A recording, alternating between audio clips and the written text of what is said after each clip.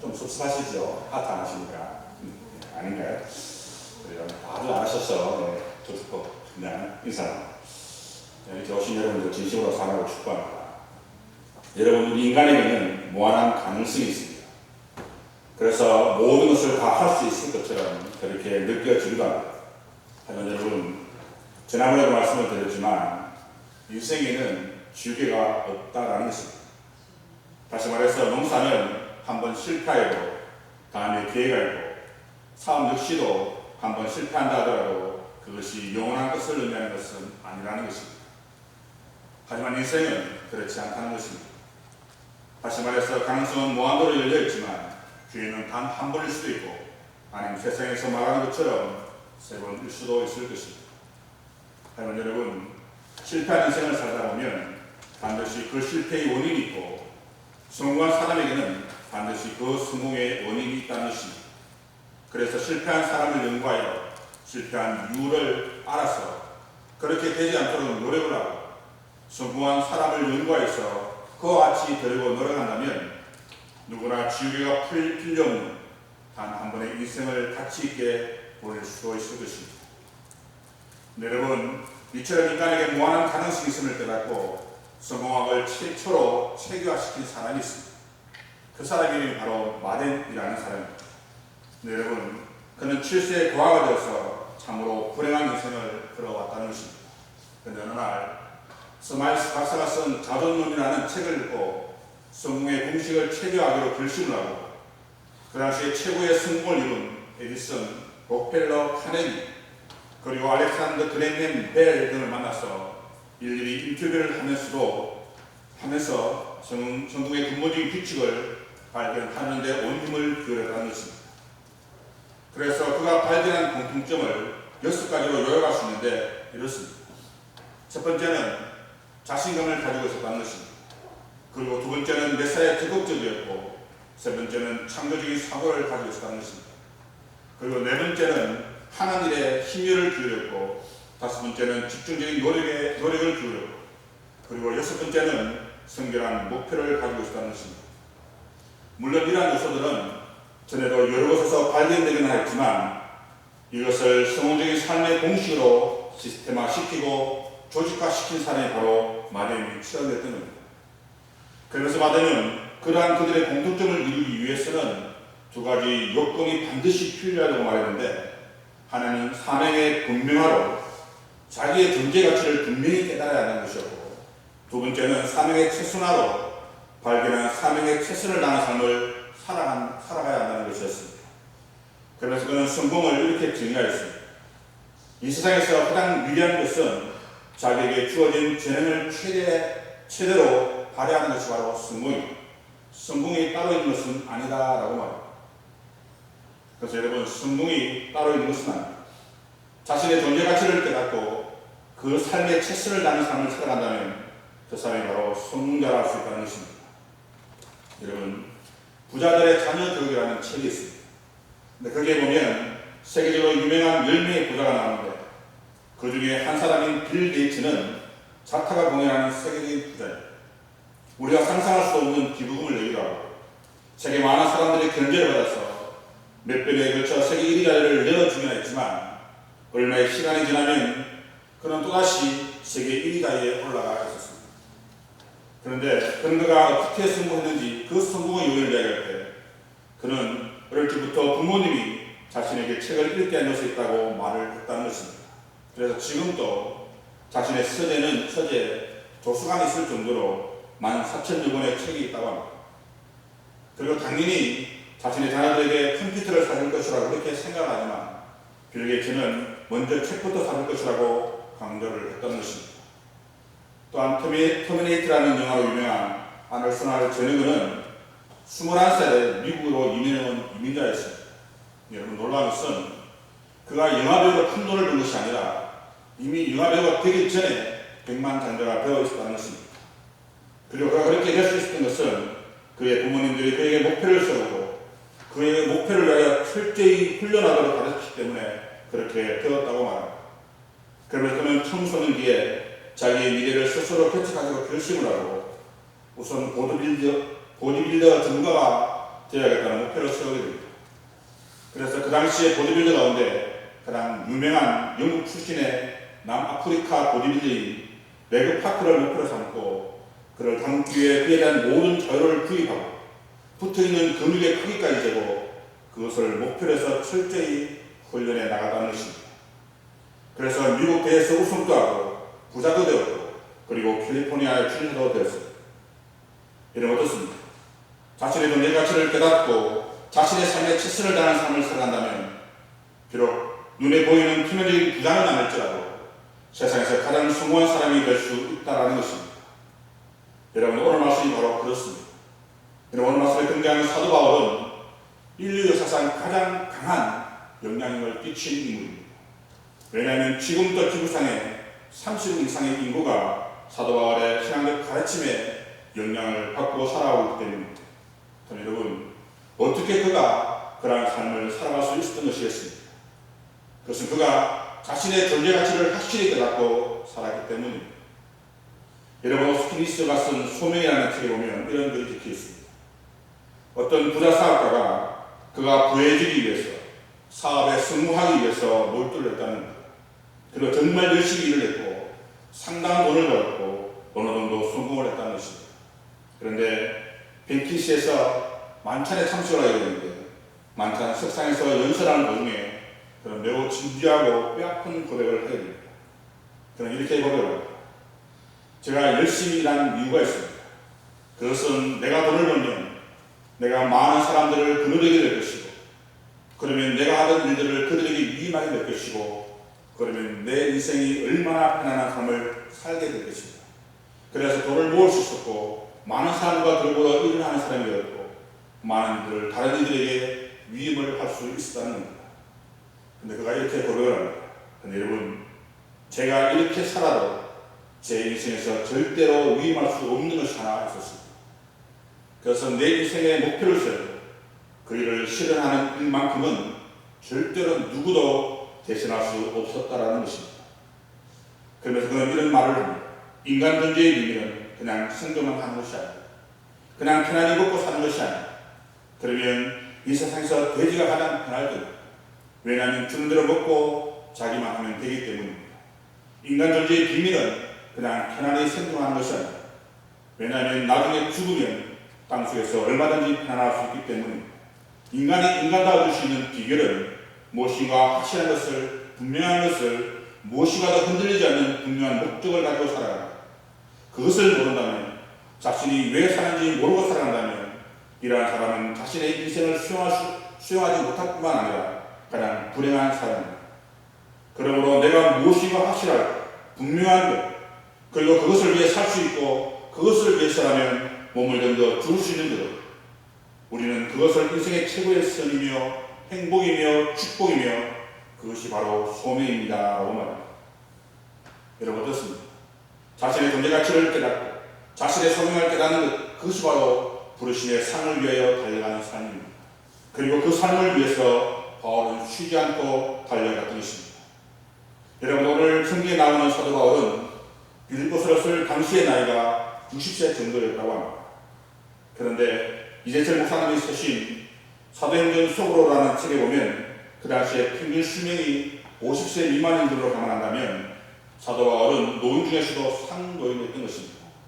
우리나라에 지금 2020년도 남녀 평균 수명이 83세인 점을 감안한다면 사도 바울은 지금의 나이로 90세 정도가 되는 노인이었던 것입니다. 그런데 그럼에도 불구하고 바울은 이 세상 가장 강력한 영향을 끼치는 그러한 사람으로 살았던 것입니다. 자, 여러분, 그가 어떻게 그러한 삶을 살 수 있었던 것이겠습니까? 오늘 말씀을 통해서 그러한 사실을 깨닫고 다시 한번 부르심의 상을 위해 최선을 다해 달려가시는 여러분의 삶들이 되기를 소망합니다. 먼저 바울은 부활의 권능과 고난에 참여하는 삶을 살았다는 것입니다. 여러분 10절 11절 말씀을 보게 되면 내가 그리스도와 그의 부활의 권능과 그 고난의 참여함을 알고자 하여 그의 죽으심을 본받아 어떻게 해서든지 죽은 자 가운데서 부활에 이르러 가노니 여러분 어떻습니까? 알고자 하여야 하는 것입니다. 그런데 여러분 지난 시간에 바울은 가장 고상한 지식은 그리스도를 아는 것이라고 말을 했습니다. 여러분 지난 시간에도 말씀을 드렸지만 이 말의 본래 의미는 단순히 학문적인 지식만을 위한 것이 아니라 보다 근본적인 것이, 다시 말해서 보다 깊은 삶의 본질에 그 바탕을 두고 한 말이라는 겁니다. 여러분, 그 본질의 삶이라는 것이 과연 무엇을 의미하는 것이겠습니까? 첫째로는 그리스도의 부활의 능력을 안다라는 겁니다. 여러분, 바울은 단순히 그리스도의 부활만을 아는 것이 아니었습니다.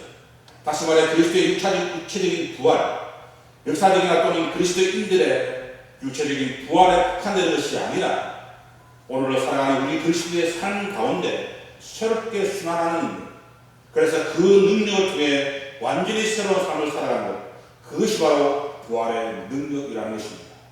그래서 바울은 로마서 6장 3절에서 5절까지 말씀해서 이렇게 말합니다.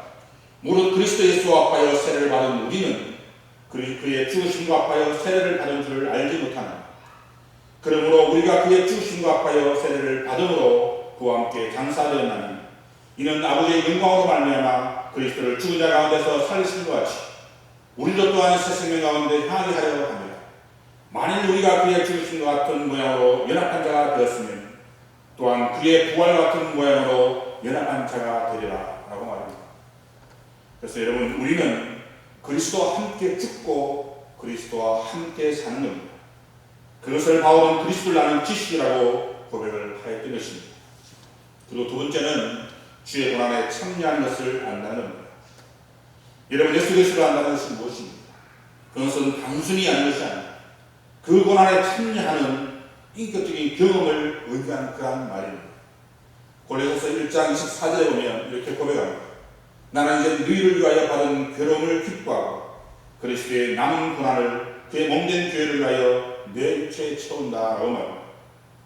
여러분, 생명의 부활에 이루고자 하는 성도는 결코 은혜만을 받기 위해서 십자가를 바라봐서는 안 된다는 겁니다. 여러분, 참다운 성도는 그리스도의 고난에 참여하기 위해 십자가를 지고 참여해야 합니다. 그래서 직분을 맡아 교회 봉사하고 그리스도의 뜻을 위하여 자기를 희생할 줄 아는 사람, 그것이 바로 그리스도의 남은 고난에 참여하는 삶입니다. 그리고 그 고난을 자신의 육체에 채울 수 있게 된 것을 바울은 기쁘게 받아들였다라고 말합니다. 왜냐하면 그렇게 할 때만이 그리스도가 내 안에, 내가 그리스도 안에 있음을 확인할 수 있기 때문입니다. 네, 여러분, 오늘 땅의 수많은 믿음의 성도들은 그리스도의 은혜를 바라는 교인들은 많은데 진정 그리스도의 고난에 참여하고자 하는 성도는 드물다는 겁니다. 그래서 사무실 창가에 붙어있는 종이가 그렇게 오래 붙어있음에도 불구하고 빈칸이 여전히 남아있습니다. 그럼 여러분, 우리가 생명의 부활에 참여하기 위해서라도 역사적인 예수를 아는 것에 그치는 것이 아니라 예수님의 부활의 권능을 알아서 예수 그리스도의 고난에 참여함으로써 진정한 예수 그리스도를 아는 우리의 삶이 되어야 하겠습니다. 그리고 바울은 그 모든 것을 알고자 하는 것이 바로 그의 죽으심을 본받기 위함 때문이라는 것입니다. 다시 말해 예수 그리스도를 알기 위해 그의 죽으심을 본받아야 한다는 것입니다. 여러분, 예수님의 죽으심은 어떤 의미를 지니고 있는 것이겠습니까? 먼저는 하나님 아버지께 순종하여 죽으셨습니다. 그리고 성도된 우리는 하나님께 죽기까지 순종하는 삶을 살아가야 하는 것입니다. 그러나 아직까지 우리가 내 자아가, 내 자존심이, 그래서 내가 내 왕좌에 앉아 누구의 말을 듣지도 않는 사람이 우리에게 있다는 것입니다. 하지만 여러분, 그러나 삶은 결코 성도된 우리가 가져야 할 삶이 아닙니다. 그리고 그리스도의 죽음은 죄인의 죄를 대속하는 그런 죽음이었습니다. 그럼 여러분, 우리는 타인의 유익을 구하는 삶, 다시 말해서 사랑의 삶을 살아가야 하는 것입니다. 그리고 그 다음으로 그리스도의 죽으심은 부활을 확신한 죽음이었다는 것입니다. 그래서 히브리서 기자는 믿음의 주여 또 오늘 하시는 이 예수를 바랍니다. 저는 그 앞에서 있는 즐거움을 위하여 십자가를 참으사 부끄러움을 개의치 아니하시니 하나님보다 우편에 앉으셨느니라고 말씀하셨습니다. 여러분, 그리스도께서는 하나님께서 반드시 부활시켜 주실 것을 확신하고 십자가에서 죽으셨습니다. 그러므로 성도된 우리도 그러한 부활의 확신을 가지고 살아가야 하는 것입니다. 여러분, 예수님의 고난과 예수님의 부활을 알지 못하는 자는 결코 그리스도를 안다할 수 없을 것입니다. 하지만 반드시 명심해야 할 것은 그 안다는 것이 이론적으로 그냥 신학적인 어떤 지식으로 하는 것이 아니라 삶으로 경험으로 통해서 아는 것이어야 한다는 것입니다. 여러분, 또 우상님이 이런 이야기를 하셨습니다. 사람들의 삶을 통해 세 가지 인생관을 볼 수 있다는 겁니다. 하나는 목적 없는 허무주의이고, 둘째는 목표를 세상에 두는 물질주의이며, 셋째는 영원히 불변하시는 하나님께 소망을 두는 신앙의 태도라고 말합니다. 여러분, 진정한 그리스도의 삶은 오늘 자신의 삶을 오타하지 않습니다. 그리고 모든 것에 통전한 삶을 살아갔다 할지라도 자신의 삶을 성취했다고 그렇게 말하지 않습니다. 여러분, 진정한 그리스도의 삶은 그리스도의 날에 이르기까지 지속적으로 진일보하는 삶, 그리고 그 날을 바라보며 자기에게 주어진 삶에 최선을 다해 살아가는 삶, 그것이 바로 부르심의 상을 위해 달려가는 삶입니다. 그리고 그것을 바울은 12절에서 16절까지 말씀을 통해 고백하고 있다는 것입니다. 그리고 그것을 결론부터 말씀을 드린다면 이미와 아직의 신앙입니다. 다시 말해서 다 이룬 그리스도인이 아니라 되어져가는 그리스도인이라는 것입니다. 여러분, 바울의 12절 말씀에서 이렇게 고백합니다. 내가 이미 얻었던 것도 아니요 온전히 미뤘던 것도 아니요 오직 내가 그리스도 예수께 잡힌 바 된 그것을 잡으려고 달려가노라 라고 말합니다. 여러분, 어떻습니까? 이미 모든 것을 다 이룬 것처럼 보이는 바울도 완전한 그리스도인이 아닙니다. 영원히 그것을 얻기 위해서 노력하여 구하려는 사람이라는 것입니다. 그래서 그는 두 가지로 그 내용을 설명하고 있습니다. 하나는 자기가 예수께 잡힌 바 된 그것을 붙잡으려 한다는 것입니다. 여러분, 자기가 예수께 붙잡힌 바 된 것을 붙잡으려 한다는 것이 무엇이겠습니까? 그것은 예수 그리스도의 이름을 이방인과 임금들과 이스라엘 자손에게 전하는 것이라 생각을 했습니다. 그래서 그 목적과 계획을 이루기 위해서 바울은 날마다 최선을 다했고 정진하는 삶을 살았습니다. 그리고 그는 고린도후서 11장에서 23절에서 27절까지 해서 이렇게 고백을 합니다. 우리 좀 길지만 화면을 보시면서 우리 함께 읽어보도록 하겠습니다. 같이 함께 읽겠습니다. 시작. 너희들이 그리스도의 일꾼이냐? 정신없는 말을 하더니와 나는 더 그러하자.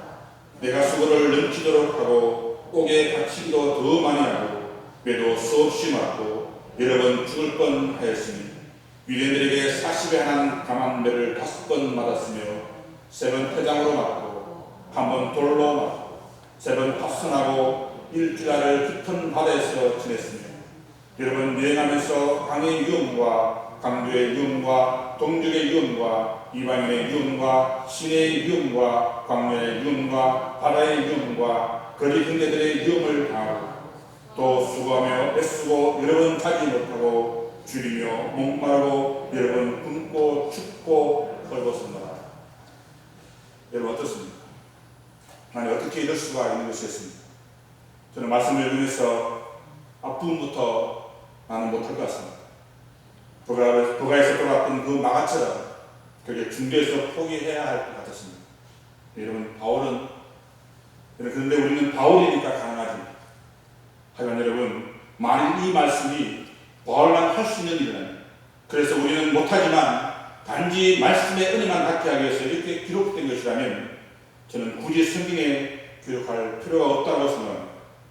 우리도 해야 하기 때문에, 아니, 우리도 할 수 있는 일이기 때문에 바울처럼 존재 가치를 알고 부르심의 상을 위해 달려갈 준비가 되어 있다면 가능한 일이기 때문에 이렇게 기록한 것이 아닌가 생각되어집니다. 여러분, 바울은 어떻게 이렇게 할 수가 있겠습니까? 그래서 그가 담에서 도상에서 예수께 붙잡힌 바 된 것, 다시 말해서 이방의 사도로서의 사명을 감당하게 하시는 주님을 섭섭하지 않게 하기 위해 실망시켜드리지 않기 위해서 자신을 구원하신 그 놀라운 사랑에 보답하기 위해서 그렇게 할 수 있었던 것입니다. 여러분, 바울만 구원받은 것이었습니다. 결코 그렇지 않습니다. 여기는 우리 모두도 다 구원을 받은 사람들입니다. 여러분, 이 바울의 이 고백, 이 삶이 바로 우리들의 삶이며 우리들의 고백이어야 하지 않겠습니까? 왜냐하면 그것이 바로 부르심의 상을 위해 달려가는 그러한 삶이기 때문입니다. 그래서 여러분, 우리는 이미 구원을 받았으나 아직은 구원을 이룬 것은 아닙니다. 다시 말해서 여전히 구원을 이루어가야 할 그러한 존재들입니다. 그럼 우리는 결코 우리가 다 된 줄로 생각해서는 안 될 것입니다. 그래서 바울은 선줄로 생각하는 자는 넘어질까 조심하라고 말씀을 하셨던 것입니다. 그래서 여러분, 바울은 다메섹 도상에서 그리스도께 잡힌받은 후에 자기를 잡으신 주님의 뜻을 이루기 위해 전진하고 또 전진했습니다. 여러분, 그럼에도 불구하고 바로 이렇게 고백합니다. 나는 아직 내가 잡은 줄로 여기지 아니한다라고 말합니다. 그럼 여러분, 우리도 이와 같이 완전한 신앙을 위해 매일매일 노력하는 그러한 삶을 살아가야 하지 않겠습니까? 이 정도면 괜찮겠지. 이 정도 했으니 좀 쉬어도 괜찮겠지. 여러분 이 땅에 존재하는 사람치고 노력이 필요 없는 성도는 하나도 없습니다. 그러므로 나의 사랑하는 자들아, 너희가 나 있을 때뿐만 아니라 더욱 지금 나 없을 때도 항상 복종하여 두렵고 떨림으로 너희 구원을 이루라라고 말합니다. 여러분, 이것이 바로 이 땅을 살아가는 우리들의 삶이어야 합니다. 그러므로 아직 구원의 도상에 있음을 명심하시고 완전한 구원을 위하여 이 세상에서의 삶이 끝나는 그날까지 또 전진하시는 여러분의 삶이 되어지길 소망합니다. 그리고 두 번째 부르심의 상을 위하여 달려가는 삶은 뒤에 있는 것을 잊어버리고 앞에 것을 향해 달려가는 삶이라고 말합니다. 여러분, 바울은 13절과 14절 말씀에서 이렇게 고백을 합니다. 형제들아, 나는 아직 내가 잡은 줄로 여기지 아니하고 오직 한 일 즉 뒤에 있는 것을 잊어버리고 앞에 있는 것을 잡으려고 표대를 향하여 그리스도 예수 안에서 하나님 위에서 부르신 부르심의 상을 위하여 달려간다라고 합니다. 다시 말해 자신의 남은 구원을 위해 과거의 삶에 집착하는 삶이 아니라 앞만 보고 나아갔다는 것입니다. 여러분, 이 말씀은 참으로 중요한 말씀입니다. 왜냐하면 언제나 우리가 당면한 문제가 바로 과거의 문제이기 때문입니다. 여러분 한번 생각해 보시기 바랍니다. 우리의 과거가 지금의 나의 삶을 얼마나 방해하고 있는지 말입니다. 왜냐하면 대부분의 사람들은 전에 이미 다 안다는 말들을 참으로 많이 합니다. 그래서 배우려 하지 않습니다. 그래서 무릎을 꿇지 않습니다. 그래서 내일을 향해 다름질해도 할 수 없게 만드는 일이 너무나 많습니다. 하지만 여러분, 과거는 어디까지나 과거일 뿐입니다. 그래서 그 과거에서 깨어나지 않는다면 우리는 결코 달려가는 삶을 살 수 없다는 것입니다. 여러분, 여기서 말하는 잊어버리고라는 말은 과거의 기억이 자신의 관심을 빼앗아서 진일보하는 것을 방해하지 않도록 늘 의식적으로 노력한다는 그런 의미의 말입니다. 다시 말해 바울은 자신이 전에 유대인으로 어떤 특권이나 그리스도의 인으로서 이뤘던 높은 그런 업적들을 인하여 믿음의 경주를 방해받지 않도록 할 뿐 아니라 앞에 있는 것, 다시 말해서 하나님께서 보내주신 목적을 잡기 위해서 전력을 다해 믿음의 경주를 계속하고 있음을 고백하고 있다는 말씀입니다. 참 여러분, 믿음의 경주, 다시 말해서 지금 달리고 있는 경주자가 무엇을 생각하며 달리겠습니까?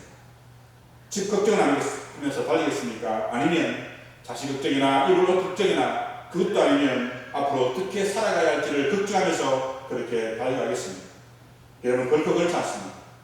달려가고 있는 사람은 그 모든 것을 잊어버리고 오직 목표점만을 생각하고 달려간다는 것입니다. 왜냐하면 그래야 결승점에 들어갈 수가 있기 때문입니다.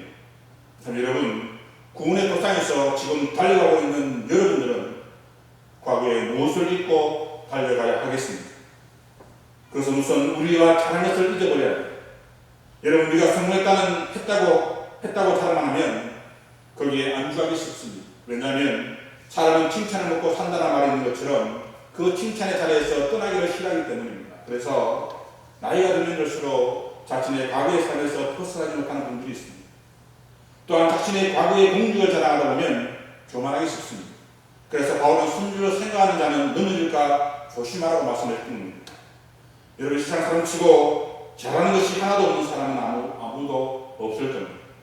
하지만 성도는 그 잘하는 모든 것이 나의 자랑이 아니라 모두가 다 주님의 은혜라는 사실입니다. 그리고 우리는 우리 자신을 자랑하는 것이 아니라 언제나 주님만을 자랑하며 주님께 감사하는 삶을 살아가야 하는 것입니다. 그리고 다음으로 과거에 잘못한 것이 있다면 그것 또한 잊어버려야 한다고 말합니다. 왜냐하면 잘못한 것에 집착하게 되면 낙심하게 되면 결코 진부한 삶을 살아갈 수 없기 때문입니다. 여러분, 사도 바울은 누구보다도 교회를 핍박하고 성도들을 죽음으로 몰았던 장본인이었습니다. 근데 여러분, 만약 그가 자신의 그 일을 잊지 못했다면 어떻게 그가 그처럼 위대한 사도가 될 수가 있었겠습니까?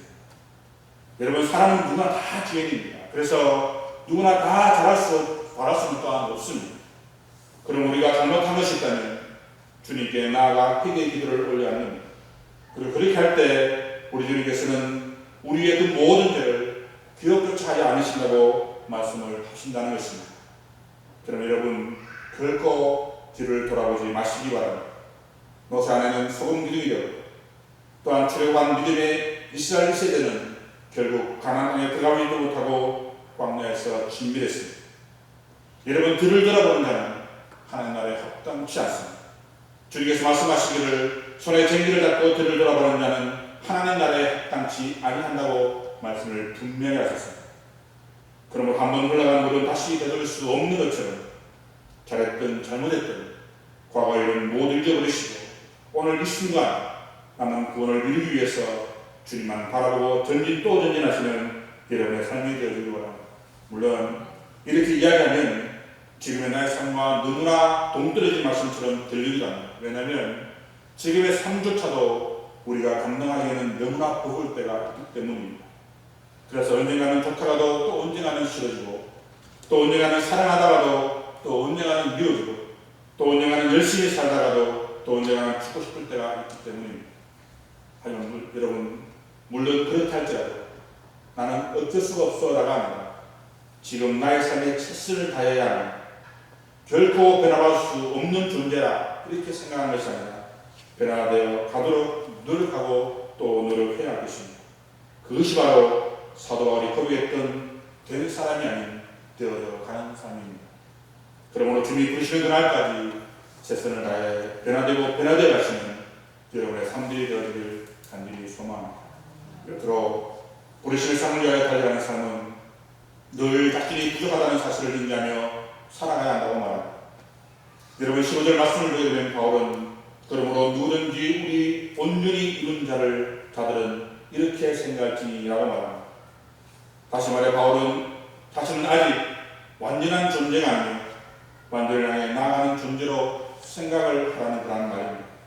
여러분 그가 왜 이런 말을 한 것이겠습니까? 그것은 그 당시에 빌립보 교인 중에는 자신의 신앙이 완전하다고 더 이상 다른 것을 할 필요가 없다고 생각하는 완전주의자들이 있었기 때문입니다. 그래서 그들은 마치 구원파처럼 자신들은 이미 구원을 받았기 때문에 어떤 짓을 해도 무엇을 해도 상관없다라고 그렇게 생각하며 행동을 했다는 것입니다. 왜냐하면 하나님께서 자신들을 언제나 용서해 주실 것이라고 그렇게 생각을 했기 때문입니다. 하지만 여러분 문제는 이것이 구원파라고 생각하면 문제는 아니겠지만 오늘날 정통교회에서도 이러한 사고를 가진 성도들이 있다는 사실입니다. 그래서 그들은 더 이상 훈련을 받을 필요도 더 이상 노력할 필요도 더 이상 배울 필요도 없다라고 생각을 한다는 겁니다. 하지만 여러분 바울은 부르심의 상을 위하여 달려가는 사람은 내가 이미 얻었다함도 아니요 온전히 이뤘다함도 아니기 때문에 늘 훈련받고 늘 노력하고 늘 배워야 함을 강조하고 있다는 겁니다. 여러분 보석 감사들은 보석을 감정할 때 매우 밝은 불빛 아래에서 감정을 한다고 합니다. 왜냐하면 어두운 곳에서 하게 되면 보석의 흠과 점을 발견할 수 없기 때문이라는 겁니다. 네, 여러분 이것은 우리 신앙에 있어 마찬가지입니다. 다시 말해서 우리가 주님의 영광의 빛 안에 성숙한 성도가 되기 위해서는 그분의 빛 안에서 있어야 합니다. 왜냐하면 그래야만이 자신의 흠과 티를 발견할 수 있기 때문입니다. 그래서 아무리 자신이 겸손해도 주님의 겸손과는 비교할 수 없음을 알게 될 것이고 아무리 자신이 지혜로워도 주님의 지혜와는 비교할 수 없음을 알게 되기 때문입니다. 그리고 그가 아무리 교회 안에서 공을 세우고 높은 직분을 가지고 있다 할지라도 그것이 주님보다 높을 수 없음을 알기 때문입니다. 또한 자신이 아무리 사랑을 베풀고 희생을 한다 할지라도 그것이 십자가상에서 베푸신 주님의 사랑과 희생보다는 크지 않음을 알 수 있기 때문입니다. 여러분 우리가 무엇으로 주님보다 더 나은 것이 있겠습니까? 그리고 더 희생한 것이 있겠습니까? 그리고 더 버린 것이 있겠습니까? 부르심의 상을 위하여 달려가는 것으로 우리는 우리의 자신의 부족함을 더욱 깨닫게 될 겁니다. 물론 실망하라고 드린 말씀은 아닙니다. 늘 겸손한 의식과 자세를 지니게 될 때 우리의 구원은 완성되기 때문입니다. 그러므로 주님이 부르시는 그날까지 자신의 부족한 것을 깨닫고 노력하고 또 노력하는 성도가 되기 바랍니다. 구원에 완성하는 그날이 이루어지는 그날까지 또 전진하고 전진하는 여러분의 삶이 되길 소망하기 때문입니다. 사랑하는 여러분, 여러분들은 불신의 상을 위하여 달려갈 준비가 되어 있습니다. 그렇다면 바울처럼 예수 그리스도께 잡힌바된 그것을 붙잡는 여러분의 삶이 되어지길 소망합니다. 여러분, 예수님께서 다메섹에서 바울을 멈추시게 하시고 그를 붙잡은 것은 바울을 통해 비전과 목적을 가지고 있었기 때문입니다. 그래서 바울은 그리스도가 자기를 붙잡은 그 목적과 계획에 어긋나 그분으로 하여금 실망하지 않도록 하기 위해 전 세계를 통해서 전진하고 또 전진했습니다. 그래서 저는 이렇게 고백합니다. 내가 선한 삶을 사고 나의 갈 길을 마치고 믿음을 지켰으니 이제부로는 나를 위하여 의의 멸관이 예비되었으므로 주곧 의로운 재판장이 그날에 내게 주실 것이니 내게만 아니라 주의 나타나심을 사모하는 모든 자에게니라. 여러분 어떻습니까? 믿음의 경주를 끝까지 한 사람만이 할 수 있는 그러한 고백입니다. 그리고 여러분, 경주자는 결승점 외에는 아무것도 눈에 들어오지 않습니다. 이와 같이 바울은 그리스도인으로 살려면 과거의 모든 업적을 잊어버리고 영원히 앞에 있는 결승점만 기억해야 한다고 말합니다. 그럼 여러분, 그리스도를 붙잡으십시오. 그리고 그리스도께 붙잡힌 바 되십시오. 그리고 그 안에서 두려워하시고 무서워하지 마십시오. 왜냐하면 주님께서 여러분과 영원히 함께 하실 것이기 때문입니다. 그리고 주님께 붙잡힌 자만이 지금의 경주에서 완주자가 되어서 의의 멸관, 생명의 멸류관을 받게 될 것이기 때문입니다. 그러므로 부르심의 상을 위하여 끝까지 최선을 다해 결승점만 바라보시고 달려가시는 여러분의 삶들이 다 되어지길 간절히 소망합니다. 기도하시겠습니다. 사랑하신 아버지 하나님, 하나님의 귀한 사랑의 가운데